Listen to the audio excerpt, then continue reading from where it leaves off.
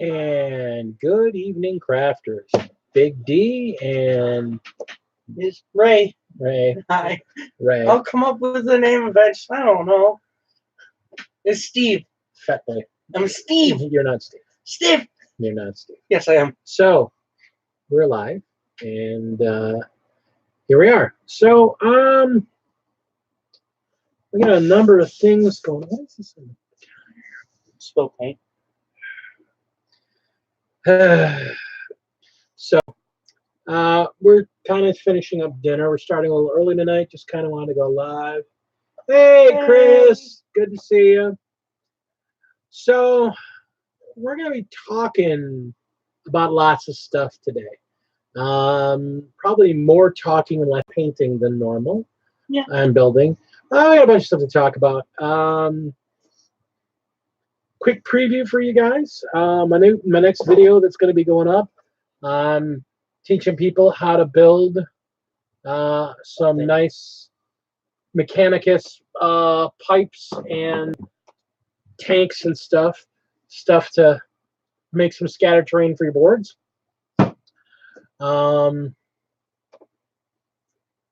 Ray is working on his Astra Militarum team. Yeah, I came back to the light of the Emperor. That's so loud. I'm sorry, I'm You're not very loud. Yeah. So, going back to the Emperor, doing his Astra Militarum. I bought the new Repulsor Executioner tank. I'm part of the way through building it. So, howdy, Reed. So yeah, we're talking about gaming. We're talking about gaming on a whole. Bunch of stuff. We played a bunch of games this weekend, and so I got some hot takes. WarCry. Love the game. Yeah. Great game. A lot of fun to play. Very quick. It has issues. It's not perfect. Yeah. It's very easy to get kind of screwed right off the bat in a match. Poor Ray here. Twice in a row. Well, the first time wasn't as bad. It was the first time was as bad. The first time the was second time wasn't as bad. It's still the balance feels. The balance on the second one was only because you put all your weak guys in your spear. If you'd have put your tough guys in your spear, it wouldn't have been that easy a fight. Now would it have been? So that's all about planning. I mean, so that's all about. The game does have balance issues. I don't think it's got really a balance issues between the armies. The armies seem pretty balanced, pretty fair. Oh, yeah. I just think some of the cards and some of the missions. Now, this also leads into talking about the state of skirmish gaming and Warhammer 40K. WarCry is really great. I like WarCry. I like the fact that they put 6 armies out right off the bat. And I like the fact that they've set up so you can use regular figures on the game. You know, there's specific figures. I think some of their choices are a little questionable. The Stormcast primarily, well, only able to use 2 of their range units. Hello, Nick. Hi, Nick. Yeah, only being able to use 2 of their range units and not being able to use their primary hammer-wielding, sword-wielding guys. That seemed kind of weird to me. Yeah, but it just feels like, I know they're good at melee anyways, but it just feels kind of out of their element. It does. As an army. Yeah, it does. Because, I mean, it's 2 specific units. There's a set of crossbow guys that can be built as 2 kinds of crossbow guys, or there's their bow guys. And the thing is the crossbow guys that come with the main box set, they're not usable. So, also weird Griffhounds. I mean, I say it's weird. Because I was trying to build an Age of Sigmar army. I was actually trying to build it, and that may be just because I don't understand Age of Sigmar very much yet. But I don't really understand where the Gryph-hounds fit in. One of the easy build kits has a single Gryph-hound with it, and it's like, but he's not really a part of any unit. He's, I believe it's with the crossbow guys. He's with them, but they're their own unit. I think you can attach them to the unit. I think that was okay. That's how it works. See that? I don't know Age of Sigmar very well, but I remember one of the guys at the store telling me about how the different armies work. Okay, so it doesn't work the same as 40K does, and that's a big thing, and that's kind of good. I actually like that. I like the fact that Sigmar is a different game than 40K, and it works completely differently, because I don't want to just play the same game, but just with different figures on it. So that's cool. I just haven't played enough and looked at enough. And WarCry has me interested enough in Age of Sigmar to actually take my box set, build the guys, and actually start playing the game. So yeah, I'm on that same boat with that. I like the look of Age of Sigmar, and yeah, I as a person like melee focused gameplay. Now that's the whole thing. That's why I think the Storm. That's why I think it's weird that they're using mainly their range units when they're a really heavy melee army. So again, that's weird to me.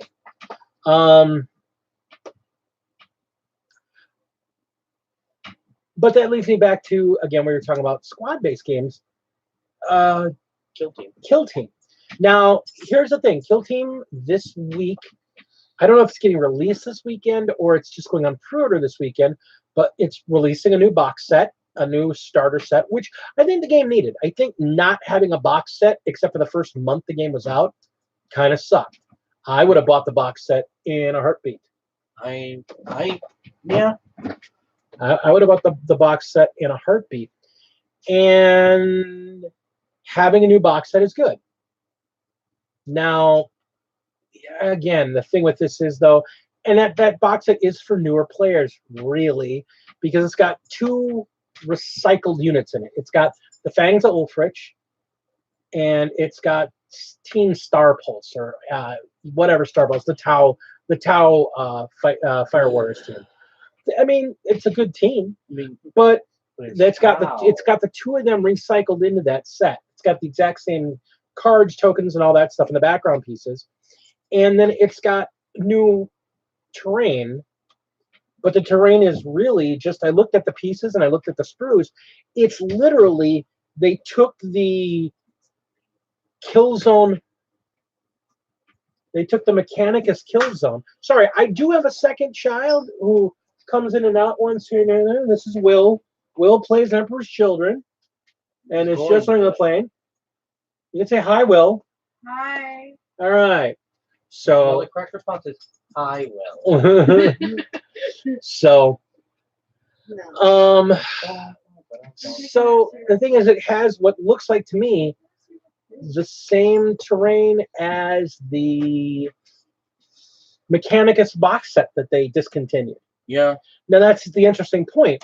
Everything of the KillTeam, everything in KillTeam was discontinued. All of the different team boxes were discontinued. As of Sunday, none of the KillTeam boxes were on there. None of the teams were on there. So the only way to get stuff for KillTeam was to actually build regular units and turn them into that. Yeah. All the commanders, except for Lasco, the commissar, have been discontinued. So the commanders expansion, which a lot of people weren't real happy with to begin with, because it just kind of turned the game into something else. I don't know really anybody that plays it with the commissar. I mean, with the commanders. Elites still good. Elites still good. I like elites. I thought the Commander's edition was cool. It's good for campaign setting, but I mean, when I want to sit down and play, I want to sit down and play. I want to throw figures on a board and play. I mean, the campaign thing is cool. I don't want to say it's not. It is. It's just it's not the way I would play the game. Yeah. But here's an interesting point. That was on Sunday night. Today, I was having a conversation on Reddit, and we were talking about it. And I went out to the KillTeam site on Warhammer. And lo and behold, the Gene Stealer team and Theta 7, the the Skitari, the Marsh guys, the Astra Mechanicum, they're for sale again. So they appeared right back on the site. And we were having a discussion about KillTeam has been out for about a year, a little over a year now, about a year and a month. It's been out. And this is about the time that KillTeam, the starter box, went out of print.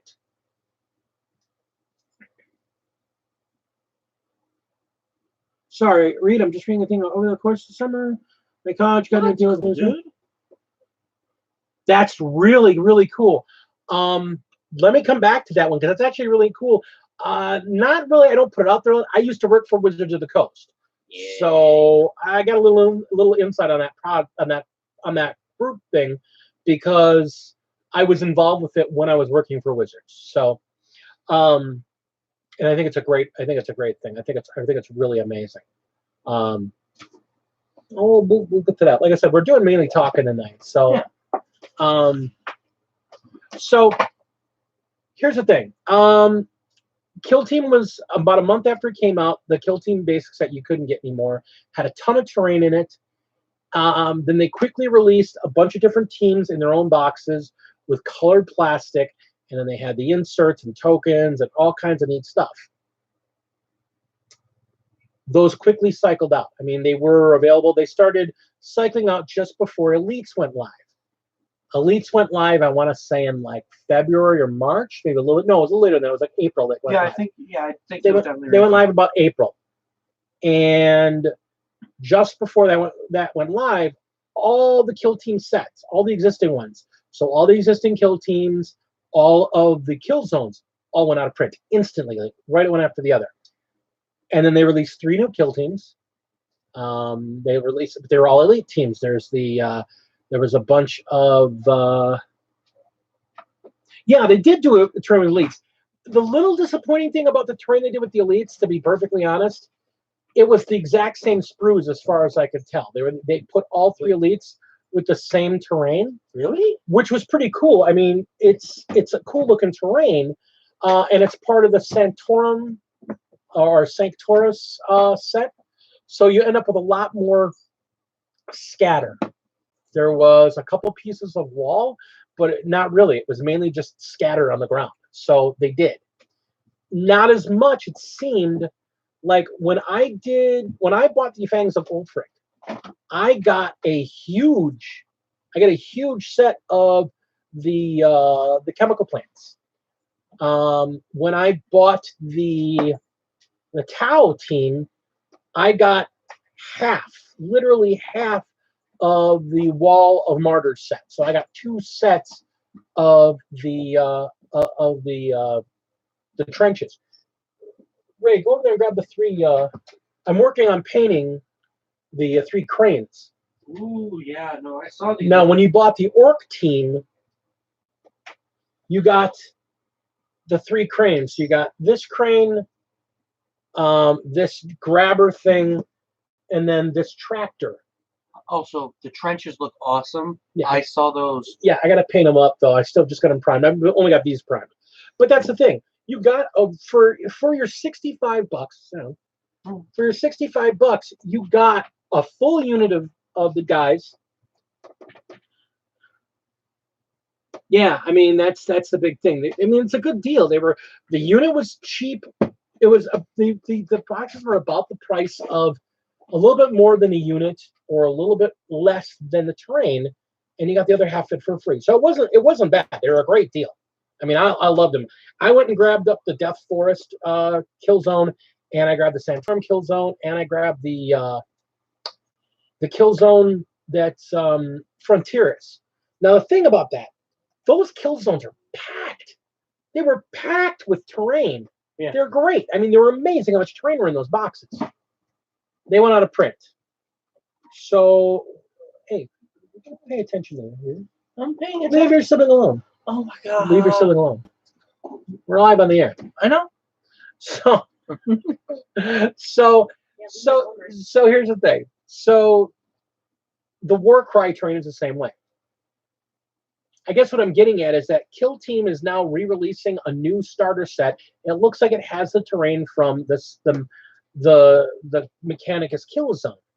in it rather than the ruined city, which I forget, the Zone Imperialis. Yeah. I'm hoping this is going to lead to a, and this is what we're debating on Reddit, or whether or not, does that mean that they're going to start re-releasing more of the units? Are they going to start re-releasing kill zones? Or are they going to do new kill zones? I don't think they're going to do, honestly, I don't think they're going to do new kill zones. I don't think they're going to do new units either. I think they're going to re-release these units. Unfortunately, I love Games Workshop, but one of their things that they're kind of known for doing is when they do these side games, they'll pump them for like a year and a half, maybe 2 years. They get all their content in the first year, and the second year they kind of coast on all the content, and then after that they just sit on the shelves. And then 5 years down the line they discontinue them and nobody ever cares from them again. That's what happened to the original Necromunda. That's what happened to Battlefleet Gothic. Some games that didn't even sell as well, they even did worse. Like that, the one they did with the pirate ships. I forget what that one's called. That one got a box set and that was it. And people were like, no, we're not buying this thing. They announced a couple new games at Gen Con. I wish. Now, the thing is, nice thing, if you like Battlefleet Gothic, they do at least have it as a computer game. So you can still play it. Yes. You can still play Battlefleet Gothic. I was lucky enough to actually be around when it was live and brand new and everybody loved it. So we played the crap out of it. It was a great, great game. You should actually try both the new Battlefield game, Ben. It's the exact same game. I've played the demo of it. It's the exact same game as the board game. It has a really good campaign. Yeah, I know. I'm not saying that. That's what I'm saying. I'm just saying it's the same thing. Yeah. Yeah, Dreadfleet. That was it. Dreadfleet. Oh God. So what I'm worried about, and this is where my concern comes in, because I really like WarCry. WarCry's got even a smaller problem or a bigger problem than KillTeam has. In WarCry, which I love, I'm not saying I don't, I love the game. But the problem is that they've set it up to have 8 teams, and then you can have 1 unit for each of the other teams. That's it. Eventually, maybe they're going to release cards for new guys, but that doesn't really balance out. Their terrain. We notice as we're looking at the terrain, the 2 box sets of terrain that they've released so far. The Graveyard is the exact same box as the regular Graveyard. They just colored it differently and put a cardboard thing in it. And I don't think it's the full set. I think it's only like 90% of it. I think they took 1 of the frames out.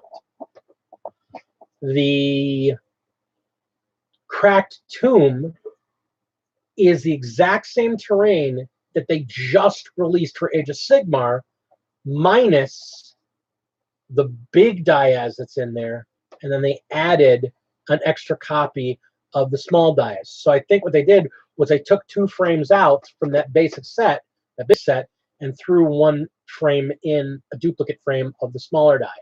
At least that's what it looks like to me. I haven't opened them up. The problem is the only reason to get those pieces of terrain is, unlike KillTeam, where there was missions involved. There's no new missions. There's no new missions. There's no new win situations. It's just, it's new terrain, which is great, and cards on how to set it up. I make terrain. I mean, that's what my channel started out with, making terrain. And there's rules in the basic rule book on how to place terrain if you don't have a set of cards for it. To be perfectly honest, I could take and build a bunch of just secondary terrain and look at the box of the regular cards and go, this piece is this piece, and this piece means this piece, or, you know, and I can do the back and forth. The terrain, the setup of the terrain, it's a neat function. It's really not that crucial to the gameplay. I mean, it's great, but when you're not dealing with range and everything is blocking terrain, basically, unless it's something going to crawl over to take damage, and you can shoot through all that stuff, I don't know.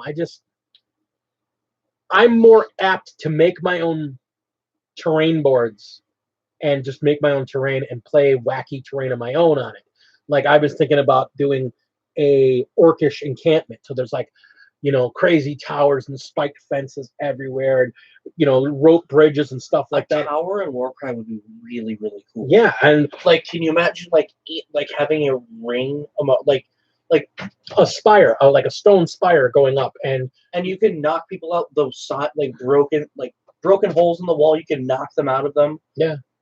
There's all kinds of stuff you can do. So, I mean, that is the one nice thing about WarCry. You really only need the books and the cards.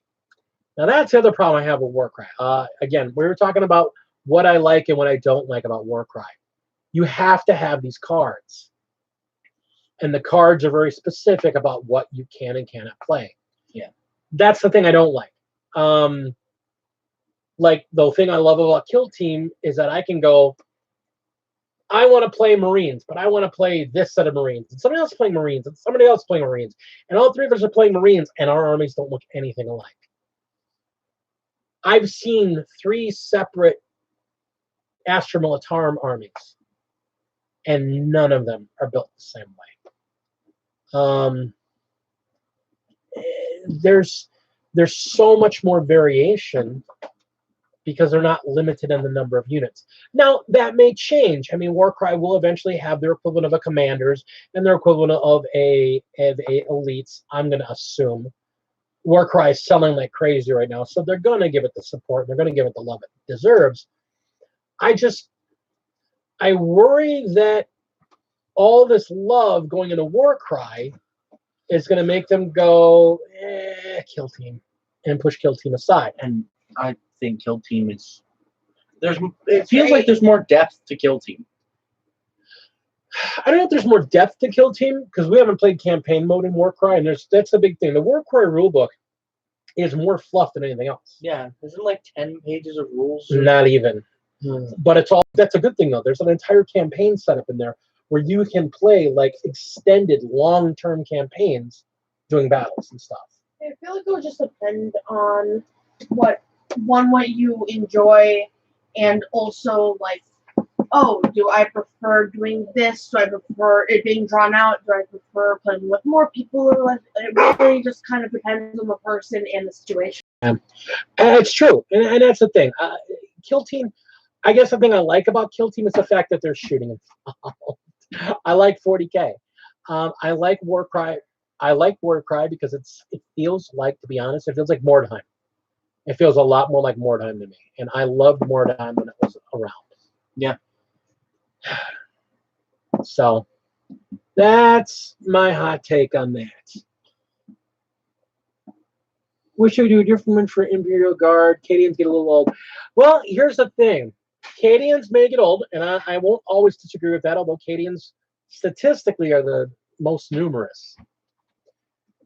They are not the only units used in competitive play. I'm going to tell you right now, we were looking at a European competitive tournament army list, and there was 128 teams on that list. And there was one guy who was running, remember that Talarn army that was just... Oh, no, stop. That's dumb. This guy was running a Talarn army. That's my charger. What do you need? You can charge it, whatever. We were playing a Talarn, he was playing a Talarn army. He was playing a full brigade, the 12-point CP, and he's running Talarn. And the big thing was he had all these units, with his infantry. But the big thing was that every single infantry unit he had a Chimera with the las cannon and fully kitted out with as much guns as possible. Not because it's going to do anything with the troops. You're going to stick a unit of troops in the back of that thing and run all over the base, because that's what Talarn do. They can move, and they can move in advance and shoot. No minuses. And just drive the freaking chimeras around. They're just driving the chimeras around. Lehman Russes. Guns firing up the side, turrets on the front, just crazy looking tactics for this guy. Plus, he's running a set of Lehman Russes. Plus, he was running. Was he running Sentinels too? Yeah, he was running a full thing. So he was running Sentinels, And his elites, which was the hilarious part, his elite units were what do you call it? They were veteran troops. He was running veteran troops in his elites, so they could sit there with a officer, one of those elite sergeants or one of those elite company commanders, sit there with them and them, giving them orders to shoot. That's dumb. This was a ridiculous, an incredibly fast, sweet, an Imperial Guard, and he's playing the I run around at Mach 3 game. Just a crazy looking army list. But I think what Nick means is like the figures themselves. Yeah, I mean, I want Kriegers. I want better. I want like them not to be Forge World. I want Kriegers not to be Forge Worlds. I want Kriegers to be just I understand. Krieger's so bad. But they look so cool. If they're gonna do anybody, I want them to do Vestraians. I want to have a bunch of guys with the giant fur hats and big coats and carrying guns. See, preach, that's what I'm saying. I mean, they're just Talons wouldn't be bad either. I mean, I'm sorry, I saw some Talons. I think they used to have a kit, or they had a Forge World kit. Yeah. Where they're a bunch of dudes. They're a bunch of dudes with turbans and whatnot. They looked really cool. I'm still considering buying the solar like buying. I did see what somebody was really cool. They were doing Death Corps of Krieg, and because it's so hard to get some of these figures nowadays, and people want to make things happen, they took a bunch of the Death Corps of Krieg, just the torsos with the heads. And actually, you can still buy the sprues with just the heads. So they took regular infantry guard, put the Death Corps of Krieg's heads on them, and then they wanted to build the riders because the Death Corps of Krieg actually use horses. But you can't get horses anywhere, especially when I play in tournaments. Except the rule is as long as they're Games Workshop figures. Did they take? They went and got the Riders of Rohan out of the. Oh no!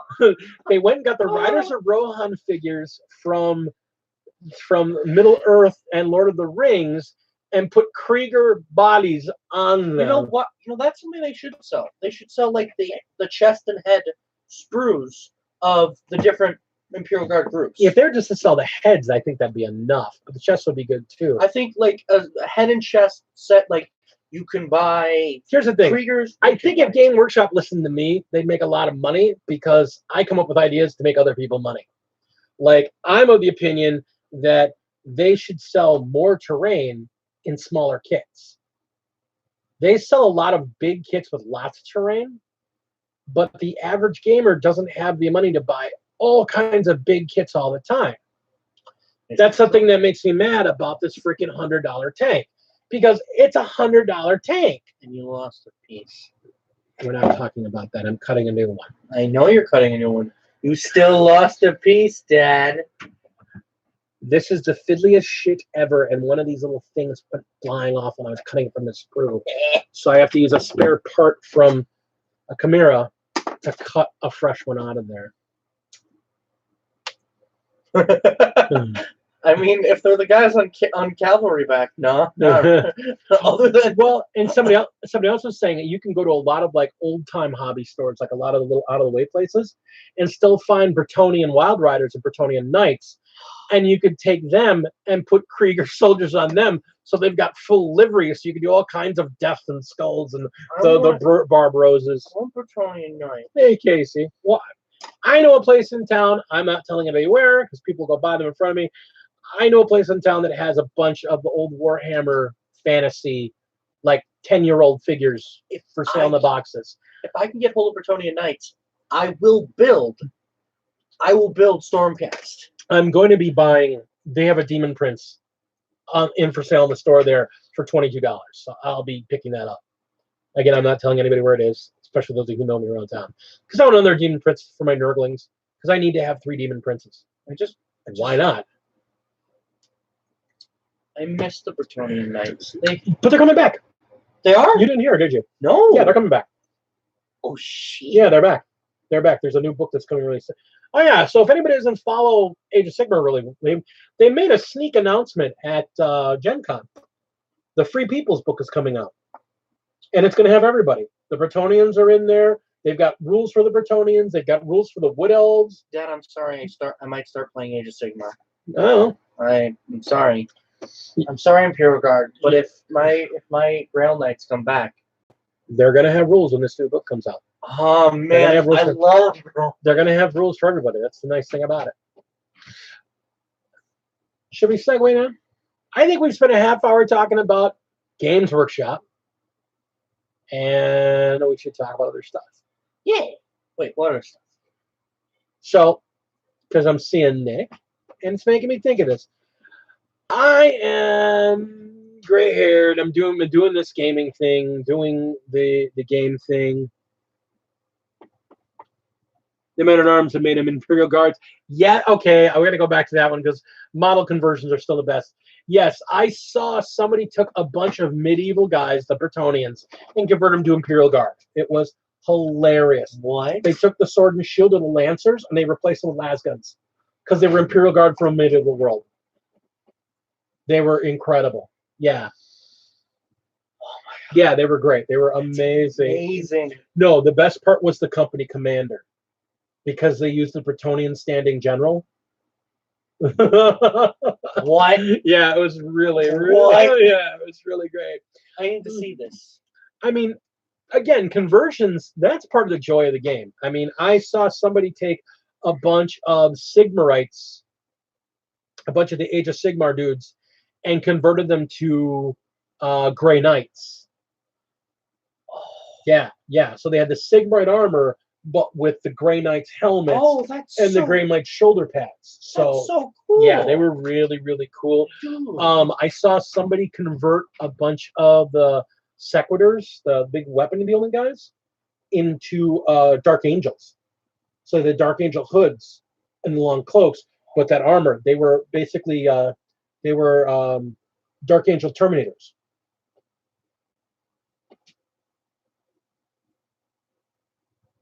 Which box set you get, Casey?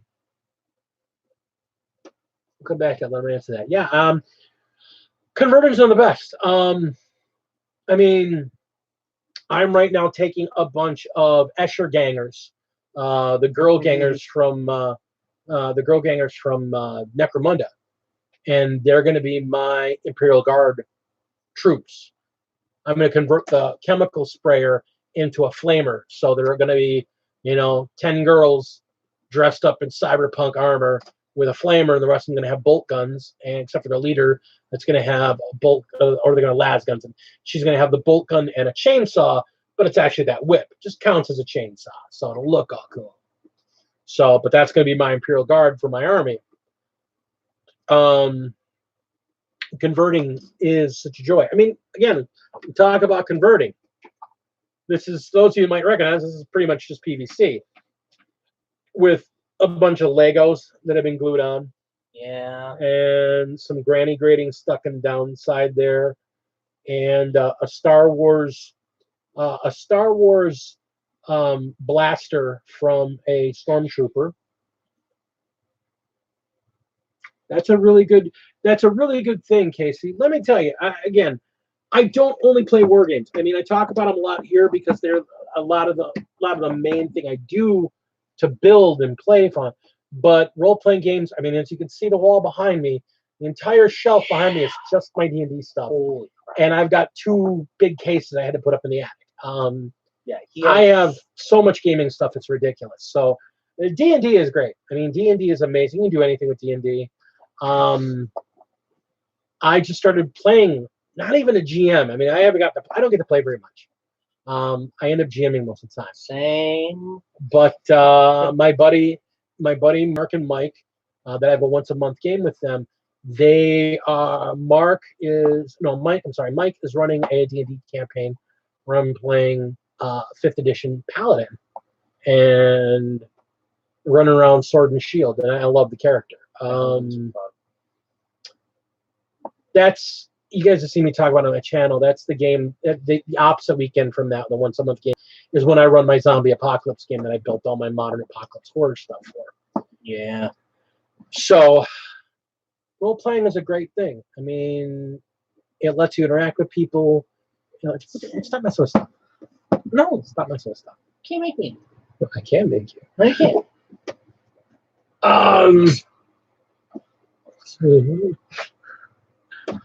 You're live on the air, you idiot. And so,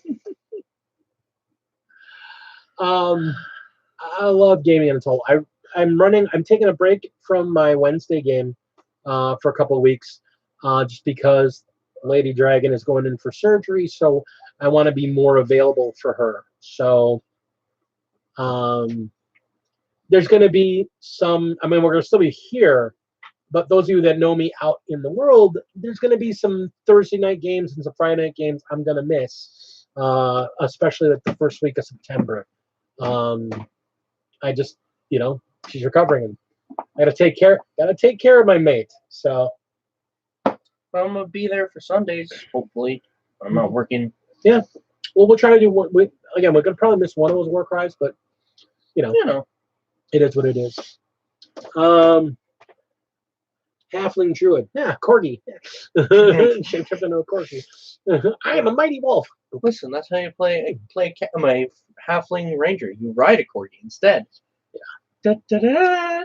Dire corgi, better known as a husky. So, like I said, let's try and segue a little bit here. Doing all the building, doing the converting. Again, I've lost a piece to my brand new tank because they're clumsy. Yeah. So that's where the conversion process comes in. And, tips and tricks, being long in the tooth, gray hair, doing this a while, you pick up tips and tricks. Now, I've tried to do and incorporate a lot of those in the videos I do. But I don't always do that. And I sometimes just talk about techniques and then move on. So I got some tips and tricks I think we should pass on. Some ideas, some basic stuff that I don't think everybody knows. Making washes. There's a lot of videos out there to make washes, especially if you're building terrain. If you try to use your Games Workshop shades to wash terrain, you're going to go through a lot of money and a lot of waste. Yeah. It is much easier to take 2 parts water to 1 part matte acrylic varnish, which is a matte medium. Basically, it's matte varnish. You put it on wood, you just put a matte varnish on like wood.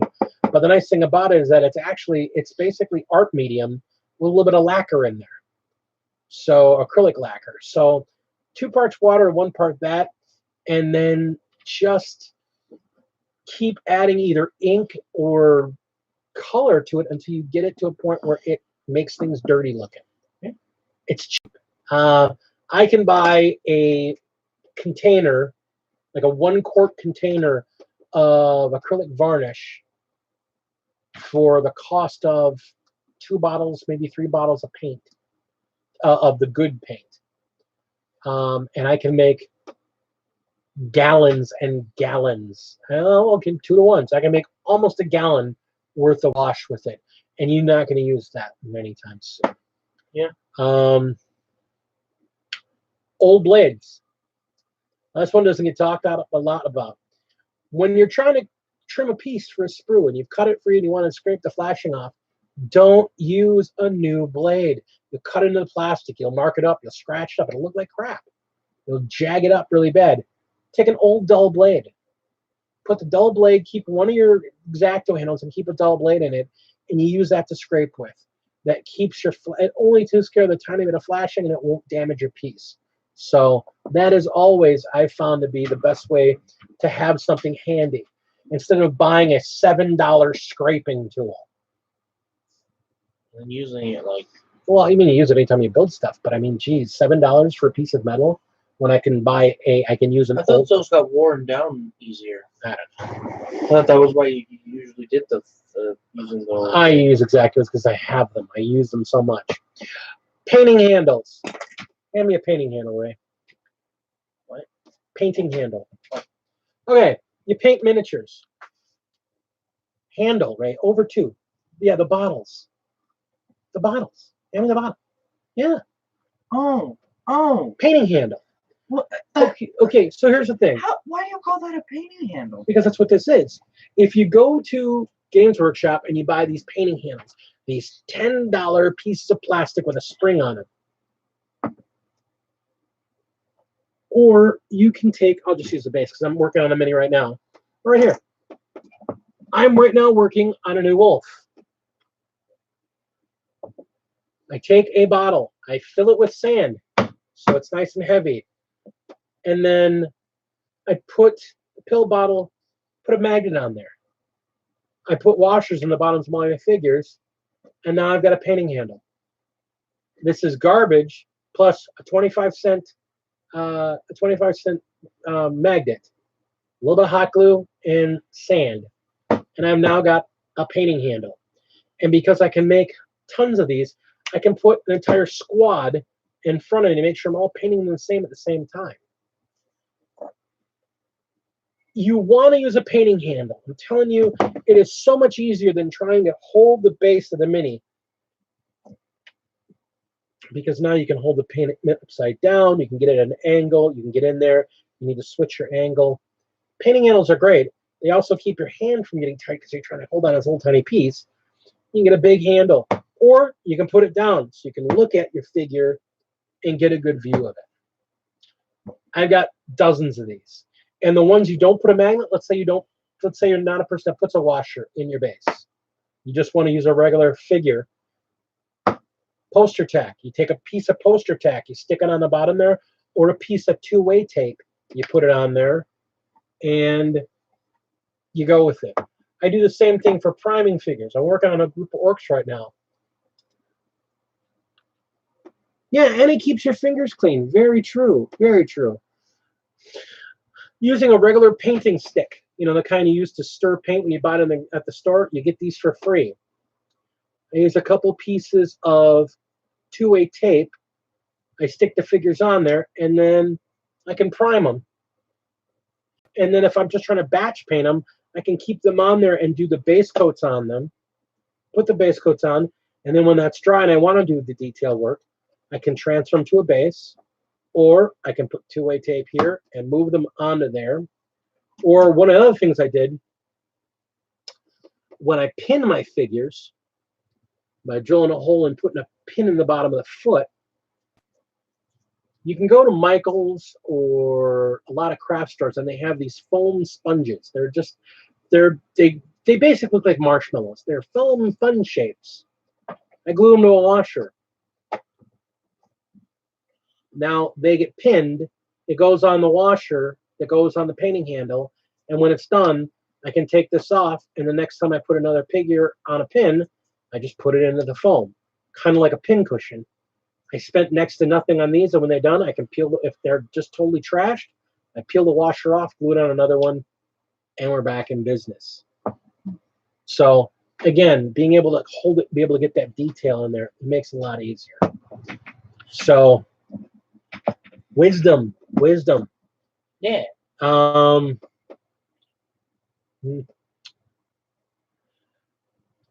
Getting materials. Again, we live in Wisconsin. Wisconsin has a not very long summer. But one of the things it does have is during that summer, you will find 8 million rummage sales everywhere in the world. The great thing about rummage sales, especially if you know the neighborhoods to go to, oh, the kids are growing up, so they're moving out, and I've got all this kid stuff in there. I'll take that. I can't tell you how many sets of Connects or even... Is that it? No, that's not it. What are you looking for? Look what you did. Rummage sale Legos. This was a couple dollars. This is like a couple $100 worth of Legos. This was like $10 at a rummage sale. Legos have a lot of different uses.